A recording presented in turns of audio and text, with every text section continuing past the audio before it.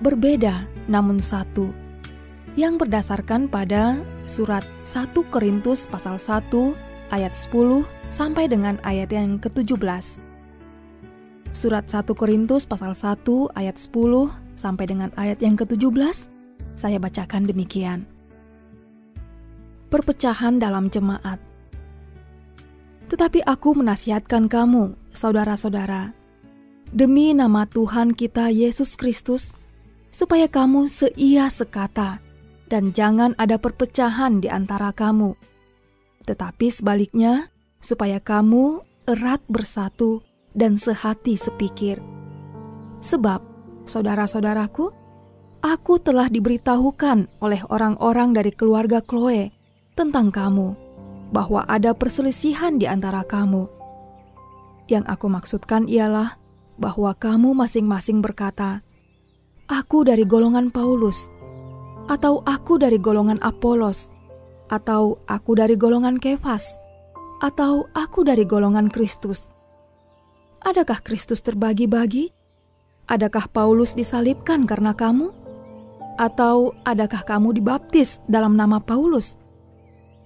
Aku mengucap syukur bahwa tidak ada seorang pun juga di antara kamu yang aku baptis selain Krispus dan Gaius, sehingga tidak ada orang yang dapat mengatakan bahwa kamu dibaptis dalam namaku. Juga keluarga Stefanus, aku yang membaptisnya. Kecuali mereka, aku tidak tahu. Entahkah ada lagi orang yang aku baptis. Sebab Kristus mengutus aku bukan untuk membaptis, tetapi untuk memberitakan Injil. Dan itu pun bukan dengan hikmat perkataan, supaya salib Kristus jangan menjadi sia-sia.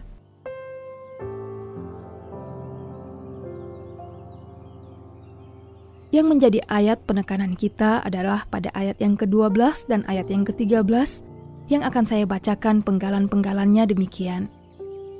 Kamu masing-masing berkata, aku dari golongan Paulus, golongan Apolos, golongan Kefas, golongan Kristus. Adakah Kristus terbagi-bagi?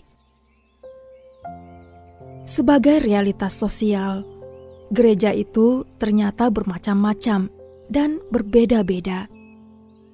Menurut data dari Departemen Agama, saat ini di Indonesia ada sekitar 324 institusi gereja yang terdaftar. Sesungguhnya, siapapun yang ada di dunia ini harus bisa menerima perbedaan. Yang tidak bisa kita terima adalah kalau di tengah perbedaan itu, masing-masing menempatkan diri lebih dari yang lain. Berbeda-beda itu adalah hal yang boleh dan biasa. Pada zaman Paulus, di Korintus saja sudah ada perbedaan itu. Namun Paulus melihat ada benih perpecahan ketika masing-masing golongan memutlakkan diri dan saling menghakimi. Jemaat Korintus terpecah-pecah karena setiap kelompok hanya bisa menerima orang dengan bendera yang sama. Padahal Tuhan Yesus memanggil manusia yang berbeda-beda itu untuk bersekutu, bersaksi, dan melayani. Tugas gereja bukan saling menghakimi, tetapi saling berbagi dan melengkapi dalam melaksanakan panggilan Kristus. Tidak mungkin persoalan ini diselesaikan oleh satu orang. Demikian juga, tidak ada satu gereja pun yang dapat menyelesaikan semua persoalan yang membelit dunia ini. Saudara, berbeda bisa menjadi berkat ketika perbedaan tidak dijadikan sebagai bahan pertikaian. Agar terhindar dari ancaman pemutlakan atau pemusatan pada kelompok, Paulus menasihati kita untuk menempatkan Kristus sebagai pusat kehidupan gereja.